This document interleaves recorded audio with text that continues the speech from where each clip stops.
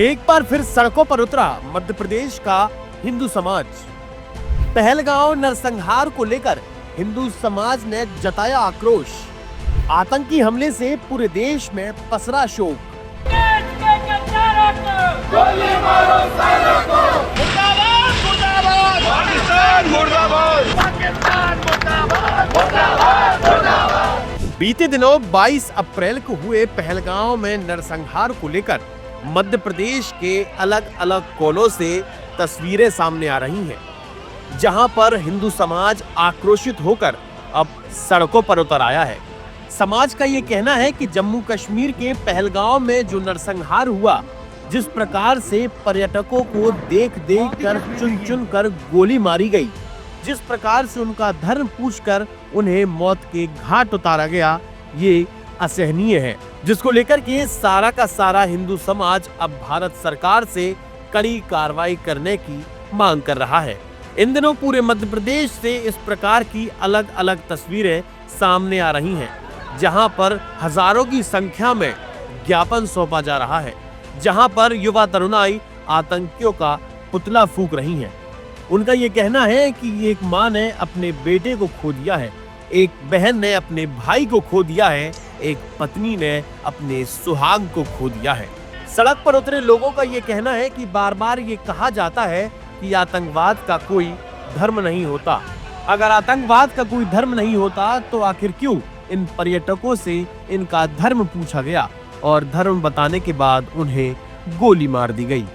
जैसे ही देश की हिंदू समाज का आक्रोश सामने आया, वैसे ही देश के प्रधानमंत्री नरेंद्र मोदी ने आतंकियों को एक कड़ा संदेश दे दिया।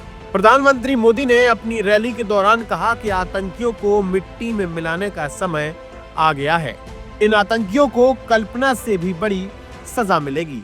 मैं बहुत स्पष्ट शब्दों में कहना चाहता हूं, जिन्होंने ये हमला किया है, उन आतंकियों को और इस हमले की साजिश रचने वालों को उनकी कल्पना से भी बड़ी सजा मिलेगी। सजा मिलकर के रहेगी। अब आतंकियों की बची खुची जमीन को भी मिट्टी में मिलाने का समय आ गया है।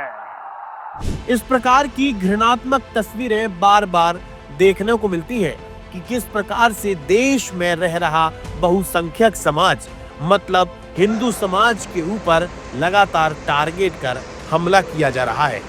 जरा सुनिए घटना के बाद अपने परिजनों को खोने वाले लोगों के क्या बयान है। मैं यही बोला कि मेरे मिस्टर के पास बंदूक लगा के बोले कलमा पढ़ो। मेरे मिस्टर ने बोला मैं तो क्रिश्चियन हूँ, मैं ईसाई हूँ, मेरे को कलमा जो भी है वो नहीं पढ़ना आता।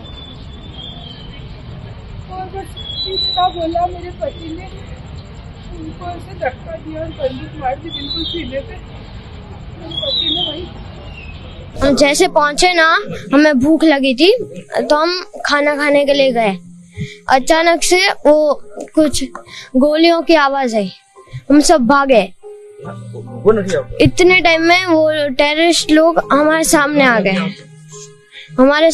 गए और वो बोले मुसलमान अलग हो जाओ और हिंदू अलग हो जाओ, और हिंदुओं को सारे गोली मार दी, जेंट्स को लोगों ने। और बाद में वो कहीं गायब हो गए और हम भाग के नीचे आ गए, उतर के पूरा पहाड़। मतलब वो एक दाढ़ी बहुत बड़ी थी, वो सर पर वो टोपी पहनी थी और कैमरा भी था ऊपर। वो बोला बस मुसलमान अलग हो जाओ और हिंदू अलग हो जाओ, हिंदू को गोली मार के भाग गए।